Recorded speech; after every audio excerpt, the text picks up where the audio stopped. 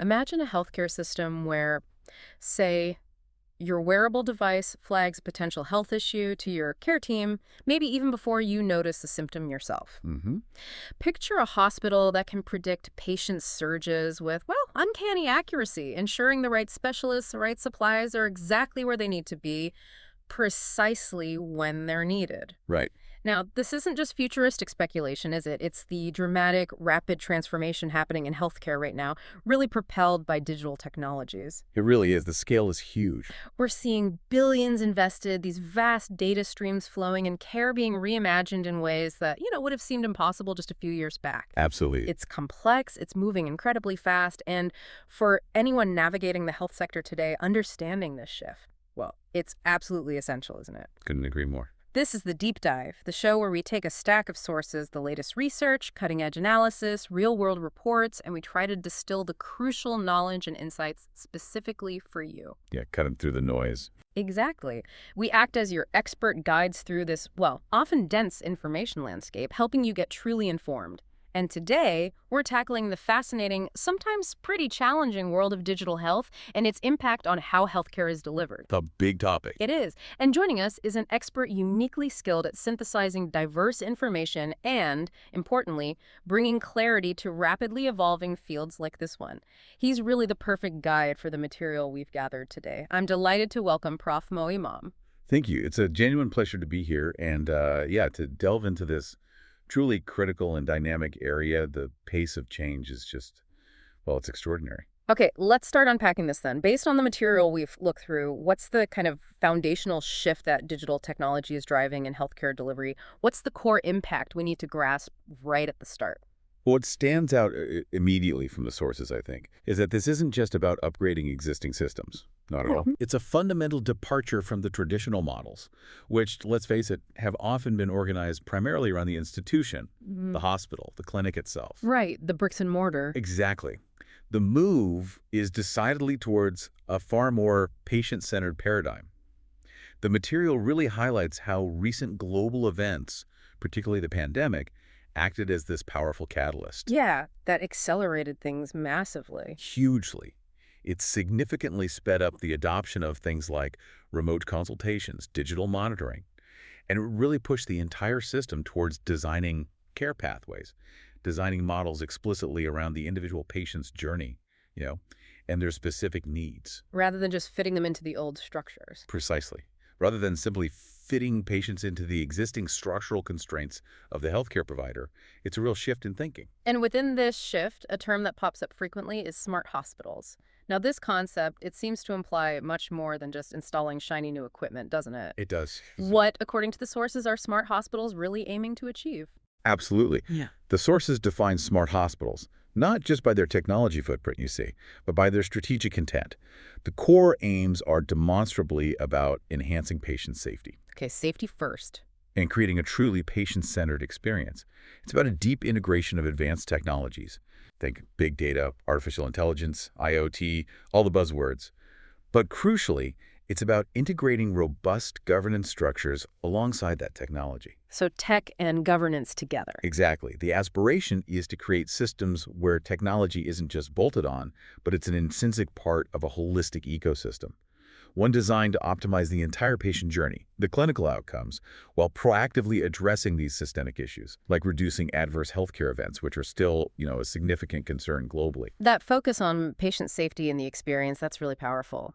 Finally, just before we dive deeper, if you had to pick one significant challenge that immediately leaps out from these sources, thinking about how people, maybe staff, maybe patients interact with or are affected by these new technologies, what would that be? One overarching challenge. I think the one the sources consistently underscore is the human factor, particularly concerning skills adaptation and the complex issue of trust. Ah, skills and trust. Okay. Yes. The rapid influx of sophisticated technology, it necessitates significant upskilling, reskilling for healthcare professionals right across the board. From doctors to admin staff. Everyone. From clinicians needing to interpret AI outputs, perhaps, to administrative staff managing completely new digital workflows. And simultaneously, it demands new levels of digital literacy and engagement from patients, too. Right. Patients need to be comfortable with it. Absolutely. And beyond just the skills, The fundamental dynamic of the patient-clinician relationship itself is altered, isn't it? It raises profound questions about trust, especially when decisions might involve complex, potentially opaque algorithms or, when interactions shift from face-to-face to entirely virtual platforms. So trusting the machine, almost. In a way, yes. Building and maintaining trust in these evolving socio-technical systems. That's perhaps the most significant non-technical challenge identified in the material. Skills development and trust, two absolutely critical human elements in this whole technological revolution. That sets the stage perfectly. Let's now transition into segment one and really deep dive into the vision, the core technology foundation, and how all of this is fundamentally impacting the management of patient flows within healthcare systems. Excellent. Let's do it. So let's expand on that concept of smart hospitals. The sources consistently present this vision as a deliberate strategic shift. And it's driven, as you said, by these twin goals, enhancing patient safety and putting the patient firmly at the center of care. That's the core idea. And this push is framed within the reality of Europe's diverse healthcare landscape, acknowledging, there isn't one single model, but there is a shared ambition. Yes, the context is varied, but the goal is similar. And as you mentioned, a key driver for this change is this persistent issue of adverse healthcare events. One of the sources actually cited findings from an EU survey. Apparently, over a quarter of respondents said they or a family member had experienced such an event. That's a sobering statistic. It really is. That alone provides such a powerful impetus for systemic change, doesn't it? And for investment in technologies that promise to reduce errors and improve predictability. It truly underscores the stakes. The vision for smart hospitals isn't simply about efficiency or being modern. It's deeply rooted in improving fundamental care quality and safety. Right. The sources highlight that these aren't just tech-enabled hospitals. They are being conceived, in some cases, as perfect places to heal. That implies an environment meticulously designed to minimize risk and optimize recovery through integrated systems, clinical, operational, and technological. So it's holistic. Exactly. Addressing that statistic on adverse events requires a shift towards proactive, data-driven safety protocols, which is exactly what the smart hospital model aims to provide by integrating technology with robust, adaptive governance frameworks. And central to making this vision a reality is the sheer volume and variety of data now available, what we all call big data. The sources mention the Big Metalytics initiative as a prime example of how this is being put into practice. What's the significance of Big Metalytics within this smart hospital dynamic? Well, Big Metalytics serves as a crucial case study, really, in the practical application of big data analytics in healthcare. It's framed as an Industry 4.0 technology initiative, specifically designed to improve patient outcomes and operational efficiency through the intelligent analysis of these vast data sets. So it's about using the data intelligently. Precisely. Its ambition is broad, aiming for significant cost reductions, demonstrable improvements in patient health outcomes, and enhanced access to healthcare facilities. Importantly, it covers both inpatient scenarios, like optimizing hospital resource allocation. Making sure beds are used efficiently, things like that. Yes, and also outpatient contexts, such as predicting disease progression or personalizing preventative care. A critical aspect the sources highlight about Big Metalytics and similar initiatives is the explicit commitment to maintaining the security and privacy of this incredibly sensitive personal health data. That's crucial, isn't it? The data security part. Absolutely paramount. Oh. Recognizing that the ethical handling of data is essential for building public trust and enabling widespread adoption. Without that trust, it all falls apart. So if big data is the sort of raw material, then artificial intelligence and machine learning, AML, they're the sophisticated tools used to process and leverage that data. How are AI and ML specifically enabling this transformation in healthcare delivery, according to the sources? You've hit on the key relationship there. AI and ML are essentially the engines that translate the potential of big data into actionable insights and automated processes. Right, making the data useful. Exactly. The sources detail their application across several critical areas. Firstly, in managing the complex flows within hospital workflow management, patient flow through different departments, even personnel flow, ensuring the right staff are in the right place at the right time. Optimizing movement. Yes. AI and ML algorithms can analyze historical patterns, real-time data streams, predictive models, all to optimize resource allocation dynamically. Secondly, and perhaps more profoundly, in clinical decision-making. The diagnostic side. Yes, and the sources make a really crucial point here. AI doesn't just speed up existing clinical decisions, it enables better informed decisions. Okay, better, not just faster. Precisely. By analyzing exponentially larger and more complex data sets than any human clinician could possibly process in a reasonable time frame, integrating everything from patient history, lab results, imaging data, genomic information, even environmental factors, AI can identify subtle patterns, predict risks, or suggest diagnostic pathways that augment rather than simply replace human clinical judgment. That distinction between faster and better informed is vital, isn't it? And it's not just about abstract clinical analysis, but also optimizing the very tangible physical logistics, like the flow of goods and supplies within a hospital. Absolutely, and this is a practical area where AI offers significant, quite measurable improvements. The courses discuss AI applications designed to optimize the flow of materials, everything from sterile supplies and medications to linens and food. The everyday stuff that keeps a hospital running. Exactly. By leveraging diverse data sources, historical consumption rates for specific procedures or patient groups, real-time inventory levels, predicted patient admissions based on clinical data, even external factors like supply chain status AI models can predict needs with much greater accuracy. So less waste, fewer shortages. That's the goal. This allows for more precise planning decisions, minimizing the risk of costly shortages that disrupt care or equally costly surpluses that tie up capital and space. The ultimate aim is to ensure materials are consistently in the right place at the right time in the correct quantities. Making the patient journey smoother indirectly. Directly, sometimes. It removes a common source of delay and inefficiency that can impact the patient's journey. Examples cited include AI informing replenishment decisions, or even guiding the movement of self-guided vehicles, SGVs, those little robots whizzing down the corridors. Ah, yes, the robot trolleys. It's fascinating how the technology spans from augmenting high-level clinical expertise right down to optimizing the movement of those trolleys and supplies. Shifting focus slightly, the Internet of Things, or IoT, is another major technological enabler mentioned. How is IoT primarily making its impact felt in healthcare today, according to what we've seen? Remote patient monitoring is highlighted as arguably the most widespread and immediately impactful application of IoT in healthcare right now. Monitoring patients at home. Essentially, yes. This involves using a network of connected devices, things like wearable biosensors tracking heart rate or temperature, perhaps ingestible sensors for monitoring drug adherence or internal conditions, or even simple wireless environmental sensors to collect real-time health data from patients outside of traditional clinical settings. So continuous data streams. Exactly. This allows for continuous or frequent monitoring without the patient needing to travel to a clinic or hospital. It enables self-collection of data by patients themselves and provides care teams with a more comprehensive, dynamic picture of a patient's health status over time. That must be huge for chronic conditions. Transformative.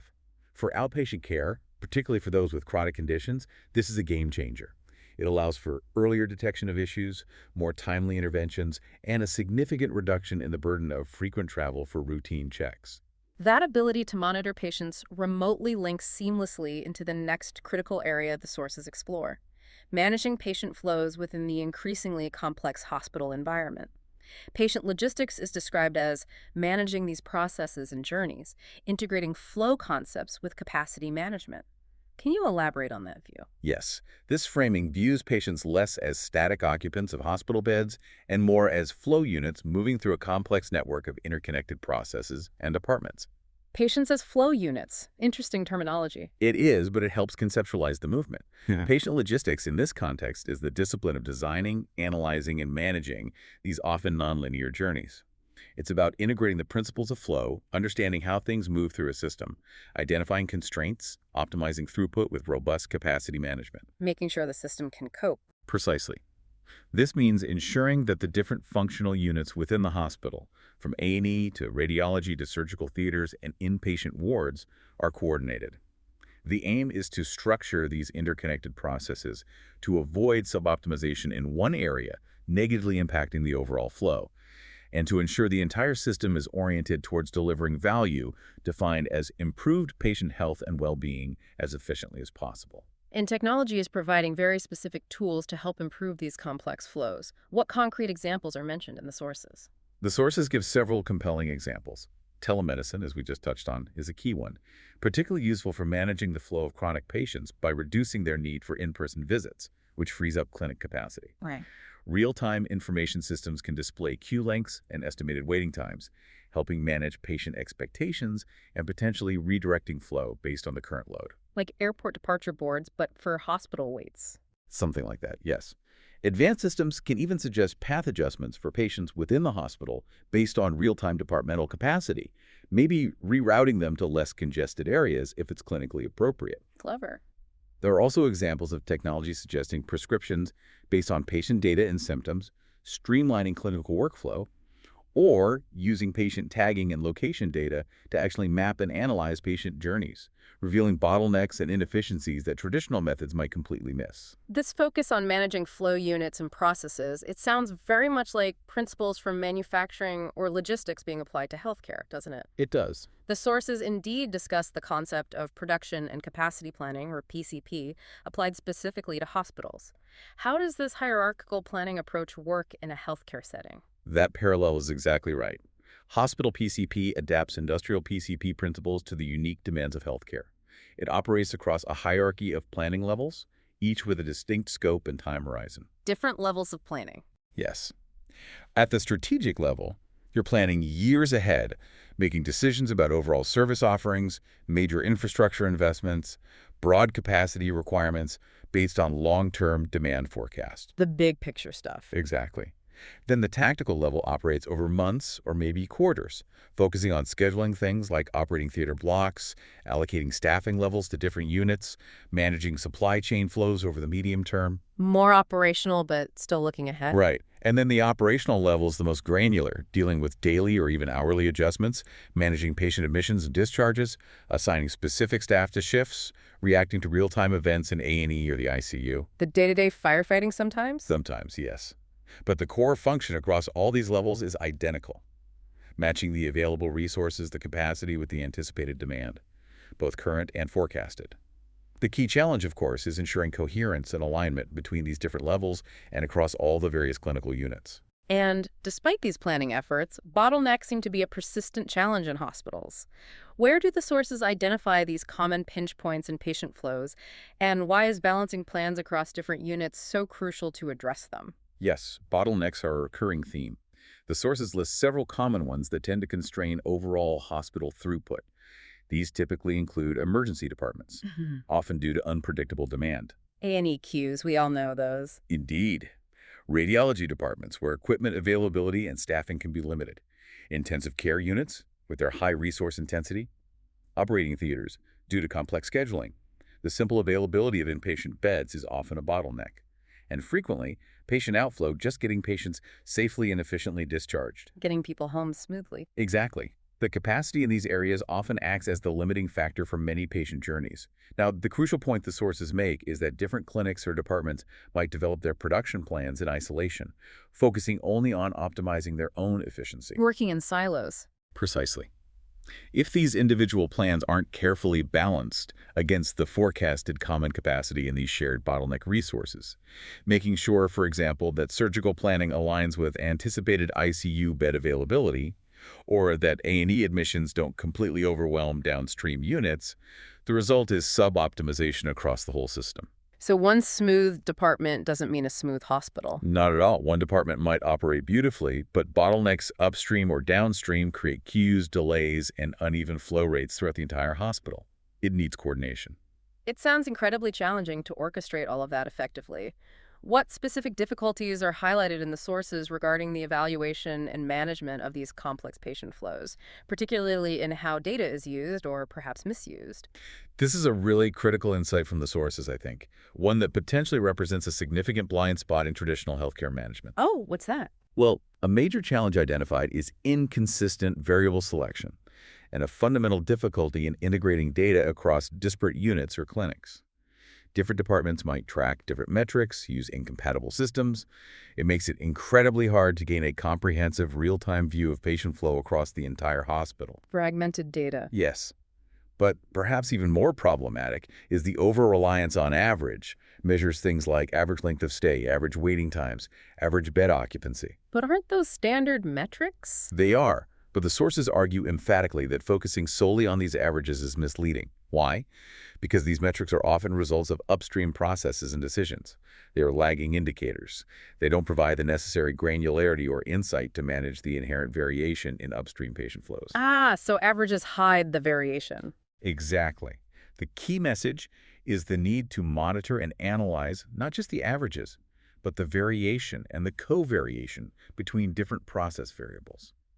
This analysis is what reveals the actual cause-effect mechanisms within patient flows. It allows managers to identify the true root causes of bottlenecks and use that understanding to drive continuous improvement cycles. So looking at the peaks and troughs, not just the middle line. Precisely. Focusing on averages gives you a snapshot, maybe a blurry one. Focusing on variation reveals the underlying dynamics you need to manage. That distinction between looking at averages versus understanding variation feels like a really profound shift in thinking, doesn't it? One that requires a different kind of data analysis and management focus for anyone in this space. Absolutely. It demands a much more sophisticated approach to data analytics and a fundamental shift in perspective, moving from simply reporting historical averages to actively diagnosing and managing the underlying variability that shapes patient flow outcomes. And that, of course, is where the power of big data and AI truly comes into play, providing the tools to analyze that variation effectively if used correctly. Okay, that provides a really comprehensive picture of the technological vision and the sheer complexities of managing physical and patient flows within these emerging smart hospitals. It's clear the technology is powerful, but it requires new ways of thinking about data and process.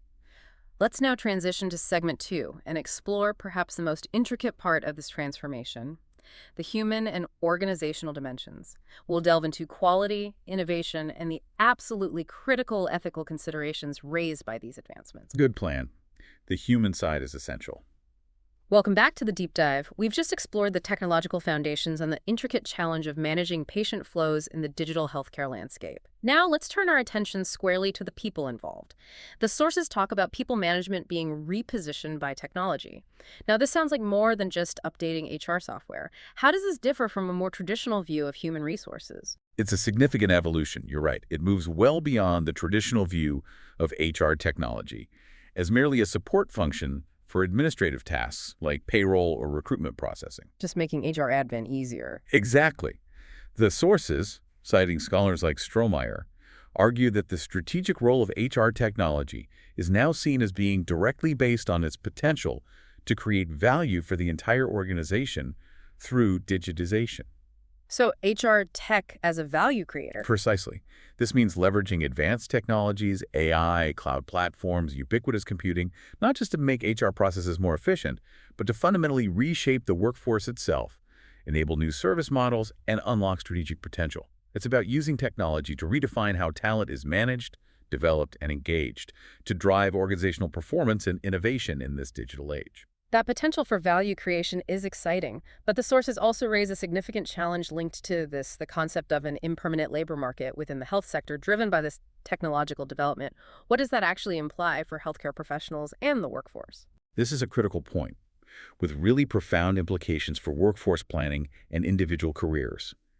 The sources highlight that the rapid pace of technological development means that specific job functions and roles can become obsolete, or even face extinction far more quickly than in the past. Jobs disappearing because of tech. Potentially, yes. And simultaneously, entirely new roles and functions emerge, often ones that were completely unanticipated. This inherent instability, it threatens the traditional psychological contract between employees and organizations. That unspoken agreement. Yes, the often unspoken agreement about reciprocal commitments, particularly regarding job security and career stability tied to a specific set of skills or a particular role. In an impermanent market, that contract is seriously challenged. So people feel less secure. It can lead to that. As a result, human resource management policies must be fundamentally revised.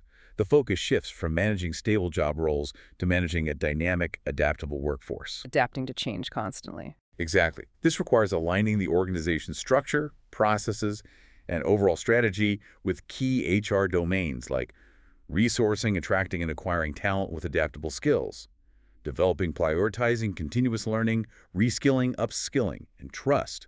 engaging, maintaining employee commitment, and trust in a context of uncertainty. It sounds like a huge cultural shift for HR. It is. Success and sustainability in this market really hinge on cultivating a strong organizational culture rooted in values like ethics, social commitment, flexibility, and trust.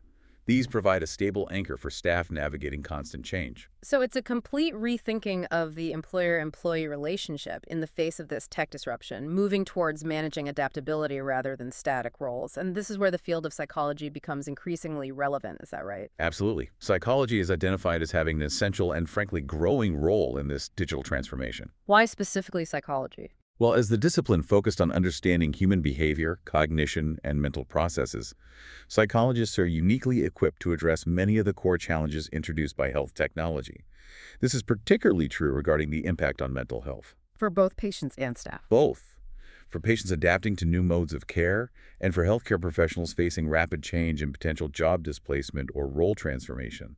Their expertise is needed to inform technology design, ensuring it's genuinely human-centered, to develop training programs that address psychological barriers to adoption, to provide mental health support to a potentially stressed workforce, and to advise on policies that build trust and manage change effectively. One specific area where psychology is particularly relevant is the therapeutic relationship itself, especially as technology facilitates more remote interactions. How does this shift impact that crucial bond between a patient and their provider? This is a deeply important question, and the sources raise some significant points about it.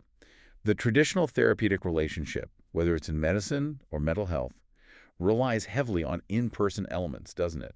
Eye contact, body language. Exactly. Things like intersubjectivity, that shared understanding built in face-to-face interaction, the development of an effective bond, the establishment of trust through presence and nonverbal cues, and the rich information conveyed through body language and simply being in the same physical space. Okay.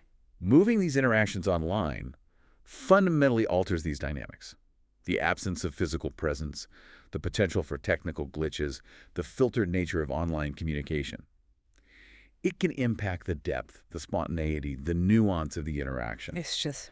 Different online. It is different. Now, this isn't to say remote therapy or consultation isn't effective, because it often is, but it is different. This necessitates specific training and supervision for professionals delivering care via these platforms to ensure they can still build rapport, interpret cues effectively, and maintain that therapeutic alliance. So doctors and therapists need new online skills. They do. And crucially, the sources underscore the fundamental need to continue valuing the person as a whole, ensuring that while technology facilitates access and efficiency, it doesn't inadvertently diminish the focus on vital psychological aspects like a patient's motivation, their sense of hope, and that essential human connection that underpins healing. It's a powerful reminder that technology should augment, absolutely not undermine, the human core of care. Moving to the patient's experience more broadly now, quality of service from the patient's perspective is highlighted as absolutely fundamental for achieving patient satisfaction and ultimately loyalty. How is quality defined in this context beyond just the clinical outcome? Well, quality of service from the patient's viewpoint is presented as having a dual dimension. There's the technical quality, the accuracy of a diagnosis, the success of a surgery, the efficacy of a treatment, which is obviously paramount. Getting the medicine right. Absolutely. But equally important, and often more salient in the patient's immediate experience, is the quality of the process of care delivery. How the care feels. Exactly. This includes aspects like timeliness, accessibility, the perceived empathy and communication skills of staff, the comfort of the environment, and how well the patient feels informed and respected throughout their entire journey. Positive attitudes and high-quality interactions are shown to significantly boost patient satisfaction, foster loyalty, encourage positive word of mouth, and enhance the healthcare organization's reputation. So it's about the whole package. It really is. It's about delivering clinical excellence within an experience that is patient-friendly, respectful, and efficient. And there was a specific study mentioned in the sources about client perceptions that offered some practical insights into what drives patient reliability and trust. What were its key findings? Yes, that study provided some quite actionable takeaways for healthcare managers. It found that both the tangible aspects of the service environment, the physical spaces like waiting rooms, examination rooms, material resources available, the overall structure of the facility. The look and feel. Yes. And critically, the interaction leading to knowledge transition between staff and clients. Both of these positively influence patient reliability and trust. Okay, interaction leading to knowledge transition. What does that mean in practice? Good question. In practice, it means not just staff giving information, but fostering an environment where the patient receives, understands, and feels comfortable with the information exchanged about their condition, their treatment, their care plan. It's about ensuring genuine understanding. Making sure the patient actually gets it. Precisely. This finding suggests managers need to invest not only in maintaining physical facilities and ensuring resources are available, but also heavily in training staff on interpersonal skills, empathetic communication, and effective ways to explain complex medical information simply and clearly. Fostering strong employee-customer relationships that facilitate this two-way knowledge sharing is just as important for building trust as having the latest equipment. That makes sense. The study also pointedly suggested that future research should more actively capture and analyze patient perceptions directly to deepen this understanding further. That point about knowledge transition really resonates. It's about empowering the patient through understanding, isn't it? Not just delivering a service to them. Shifting focus now to the provider side, innovation management, particularly in primary care, is highlighted as an area vital for the system, but perhaps surprisingly under-researched. What is the role of managers in adopting innovation in primary care, and what are the major barriers they face, according to the sources? You're right, primary healthcare settings are often the front line. It's where many digital health innovations could have a massive impact on prevention, early intervention, chronic disease management. Managers in these settings are absolutely crucial. They're the gatekeepers for new ideas. In many ways, yes. They're the ones who have to champion, implement, and embed these innovations into the daily routines of busy staff. However, the sources identify significant barriers. A major one is staff resistance. People don't like change. Well, it can stem from various things: deep-seated individual personality traits, general attitudes towards change, or simply behavioral inertia. Workload is another huge factor. Primary care staff are often stretched incredibly thin, Understandably. and introducing a new technology or process just feels like an added burden, especially if communication is poor and they don't understand the why or see the immediate benefit for themselves or their patients. Frequent policy changes from higher levels can also lead to a sense of innovation fatigue, making staff resistant to yet another next new thing. Right, feeling overwhelmed. And inadequate communication about the purpose and benefits of the innovation is consistently identified as a critical flaw in implementation efforts. So, given those very real challenges, what skills are needed for managers to navigate and overcome them? How can they foster a climate where innovation can actually take root in primary care? The sources delineate a blend of technical and non-technical skills. Technical skills include competence in things like participative management involving staff in the innovation process right from the outset. Getting buy-in early. Exactly. Effective communication strategies, understanding how to engage with the local community, strong program monitoring and evaluation skills to actually demonstrate the value of the innovation. However, the non-technical skills are often highlighted as being even more critical. Soft skills. Precisely. These include the manager's ability to set a positive example, maintain a positive attitude even when things get tough, understand the diverse personalities and motivations within their team, build genuine trust, positively influence the organizational climate, and actively shape staff perceptions regarding the innovation. Leading by example, really. Very much so. Yeah. Examples like the VCOP, the Virtual Community of Practice used in the PLUS project, are cited as innovative approaches. They help facilitate knowledge exchange, collaborative problem solving, and idea execution among primary healthcare staff, demonstrating practical ways managers can actively foster innovation. Effective leadership and change management skills seem paramount then, alongside the technical know-how. Now let's move to an absolutely critical area when we're discussing these advanced technologies: ethics. The sources characterize big data using the 5 V's. What are these, and how do they specifically impact the quality and soundness of clinical conclusions drawn from this data? Ah, yes, the 5 V's. They're widely used to describe the key characteristics of big data. There's volume, the immense scale of the data, the diverse range of data types, structured electronic health records, unstructured clinical notes, medical images, sensor data, genomic sequencing results, you name it. A real mix. A huge mix. Then velocity, the speed at which data is generated, collected, and processed, often in real time. Value, the potential to extract meaningful insights and benefits from the data. And finally, veracity, the accuracy, truthfulness, and reliability of the data. Veracity sounds crucial. It is. Each of these V's impacts the conclusions drawn by clinicians relying on data-driven systems. High volume and variety are where the power lies. allowing for pattern recognition impossible with smaller, cleaner datasets. But high velocity means data is constantly changing, requiring dynamic analysis. Crucially, issues with variety-incompatible formats, missing data or veracity errors in data entry, sensor malfunctions, inherent biases in the data source itself can profoundly impact the quality and soundness of the conclusions drawn by algorithms. So rubbish in, rubbish out. Essentially, yes, but on a massive complex scale that makes spotting the rubbish much harder. Clinicians really need to understand these V's to critically appraise the data their tools are based on. And this complexity inherent in big data, combined with sophisticated AI, directly leads to challenges around trust, doesn't it? Trust in these increasingly complex socio-technical systems.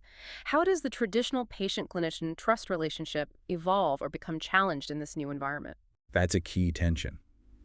The traditional model of trust is relatively straightforward, isn't it? The patient places trust in the clinician's competence, integrity, personal judgment, often built over time through direct interaction. Person to person. Yes. In socio-technical systems, this becomes much more distributed and, frankly, opaque. The clinician is now often relying on diagnostic aids, risk scores, treatment suggestions generated by complex algorithms they may not fully understand. Algorithms developed by teams of data scientists or engineers far removed from the actual clinical setting. Trusting the black box. In effect. Patients, on the other hand, might be using self-monitoring apps that collect and potentially share vast amounts of their personal data, often without full oversight of how that data is being used or who has access to it. The sources highlight the risks.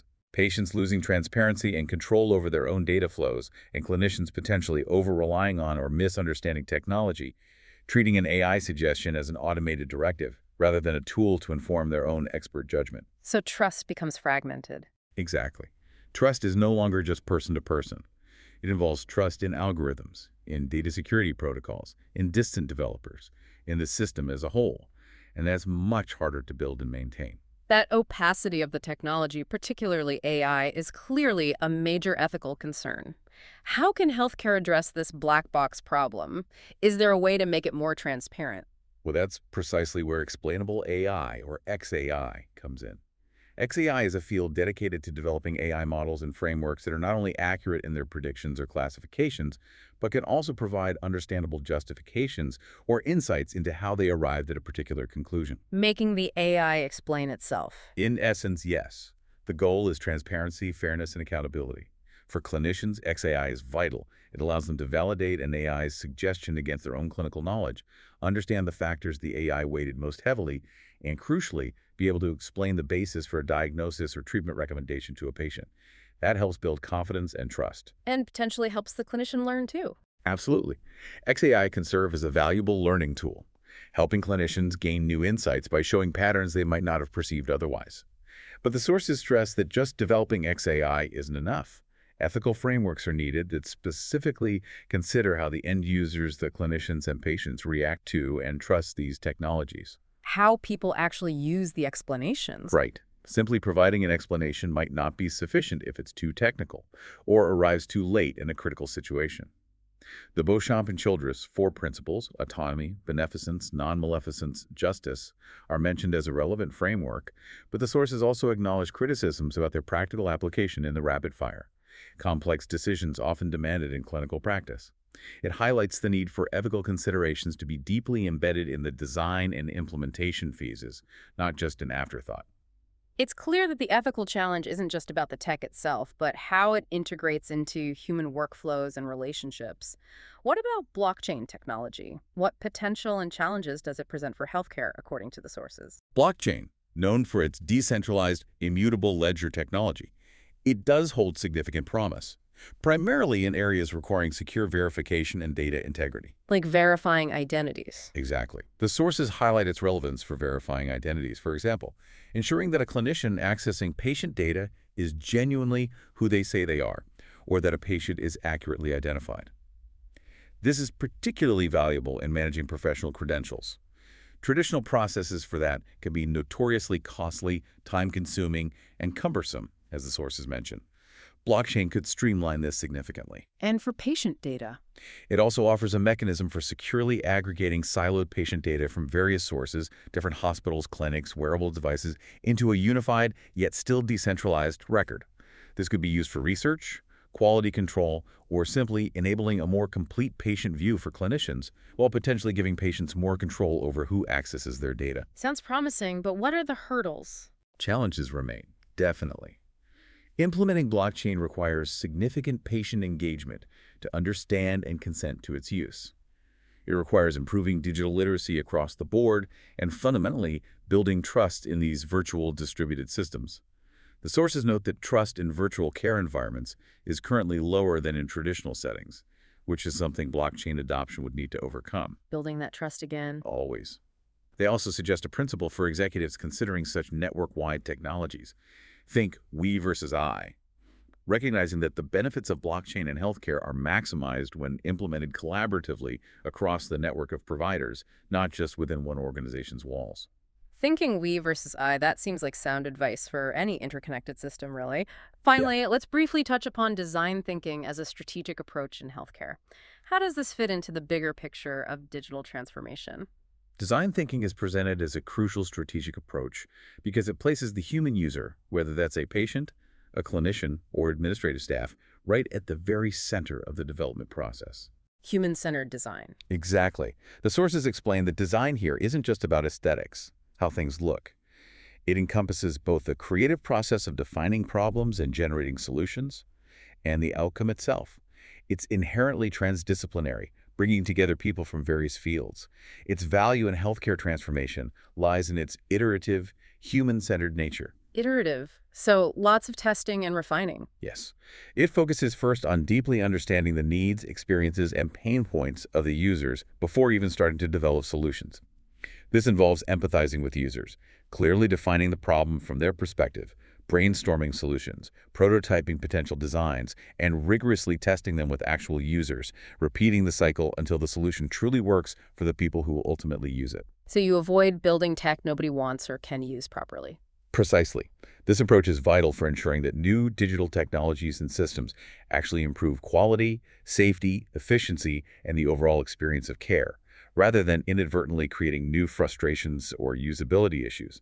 It's about designing with people, for people. Designing with people for people, that feels like a perfect principle to tie together the technological potential with the human reality. Thank you. That was an incredibly comprehensive exploration of the sources. Now, let's move into a quick lightning round to highlight some powerful examples of digital health tech in action mentioned in the material. Right. Ready when you are. Okay. We talked about wearables going beyond just step counting. Give us a powerful example mentioned. Absolutely. The Apple Watch study, published in the New England Journal of Medicine back in 2019, involved over 400,000 participants. It impressively showed the potential of a consumer wearable to detect atrial fibrillation, highlighting its real clinical relevance. Wow, 400,000 people. Huge scale. Another example mentioned was smart glasses used to aid children with autism in recognizing emotions, from a study back in 2018. Remarkable real-world impact. How about mHealth apps directly improving patient health outcomes? Any standouts? The Skin Vision app is a standout example mentioned. It's used by millions globally for the early detection of skin cancer. By empowering individuals to screen potential issues using just their smartphone cameras, it has the genuine potential to save lives and significantly reduce healthcare costs associated with later-stage diagnosis and treatment. And the massive acceleration of telemedicine during the pandemic, is that trend expected to continue based on the sources? The sources indicate a strong expectation that, yes, the elevated adoption of telemedicine will continue post-pandemic. The forced rapid deployment during the crisis really demonstrated its viability and its benefits. People got used to it. They did. Examples like the formal Italian guidelines developed and the D@H project highlighted how virtual services can facilitate co-production of care and enable new forms of learning for both patients and providers. It proved its worth beyond just being an emergency access tool. Finally, that important link between mental and physical health and the potential for digital interventions there. Yes, large-scale studies, like the New Zealand cohort study referenced, powerfully illustrate the long-term link between common mental health disorders and the subsequent development of physical diseases and increased healthcare costs later in life. So mental health impacts physical health costs. Significantly. This underscores the potential for scalable digital interventions, like internet-based cognitive behavioral therapy, CBT, to address mental health challenges proactively, with potential downstream benefits for physical health and the overall burden on the healthcare system. Those examples really bring the potential to life and show how these technologies are already making a tangible difference. So, drawing together everything we've covered in this quite detailed discussion, let's quickly summarize the key takeaways from this deep dive into the source material. What should people really remember? Okay, first takeaway. It's crucial to grasp that smart hospitals represent a strategic move fundamentally centered on enhancing patient centricity and safety. They're enabled by deeply integrated digital technologies, with big data and AI serving as the core engines for analysis and optimization. Right, patient centricity and safety powered by tech. Number two, Second, effective patient flow management in this evolving landscape demands a critical shift in analytical focus. You need to move beyond those misleading average measures. It requires granular data analysis, specifically understanding and managing variation, and addressing those persistently identified bottlenecks throughout the patient journey. focus on variation, not just averages. Got it. Third, Third, the success of digital health transformation is inextricably linked to addressing the human element. This means proactively adapting people management strategies for an impermanent labor market, deeply understanding the psychological impact of technology and remote interactions, and making deliberate efforts to build and maintain trust in these complex socio-technical systems. the human factor is key. Fourth point. Fourth, don't underestimate the importance of actively managing innovation, particularly in perhaps less researched areas like primary care. This involves dedicated effort for managers to overcome barriers like staff resistance and inadequate communication, investing in both technical and those crucial non-technical leadership skills. Manage innovation actively. Fifth, Fifth, and perhaps most critically, the ethical dimension must be paramount. This involves grappling with the characteristics of big data. Remember the 5 V's and their impact on data quality. It means addressing the black box issue of AI through initiatives like Explainable AI, XAI, and establishing ethical frameworks and trust models that consider not just the technology's function, but how human users, both clinicians and patients, interact with and perceive its trustworthiness. ethics front and center. And finally, a core principle cutting across all these areas. Ensuring new digital solutions are designed with a human-centered approach is absolutely key. It's the only way to guarantee that technology truly improves the quality and experience of care for everyone involved, making it more effective, safer, and ultimately more humane. A truly vital point to end on, I think. What an insightful and really comprehensive exploration of this rapidly changing landscape. Thank you so much for guiding us through these sources with such clarity and depth. My pleasure entirely. It's certainly a complex journey, isn't it? But one with immense potential to redefine healthcare for the better, I believe. Indeed. And if you, listening, found the insights in this deep dive valuable, please do take a moment to share it with your professional network on platforms like LinkedIn or X, and perhaps consider leaving us a rating or review. It genuinely helps others discover these crucial conversations. The potential for digital technologies to revolutionize healthcare, promising safer, more efficient, and profoundly patient-centric care is clear and compelling from the sources we explored today. Yet, as we've discussed at length, this transformative journey is paved with complex challenges. It requires navigating human adaptation, addressing deep ethical considerations, and fostering continuous innovation. It's not straightforward. Not at all. So here's a final thought to leave you with. Could the greatest challenge in the future of digital healthcare ultimately not be the sheer technological feat of building ever more powerful AI or faster networks, but rather ensuring that the essential human connection, that vital trust, and our ethical responsibility evolve and keep pace with the astonishing rate of technological advancement? It's a question, I think, that will define the future of health for all of us. That's all for this deep dive. Until next time.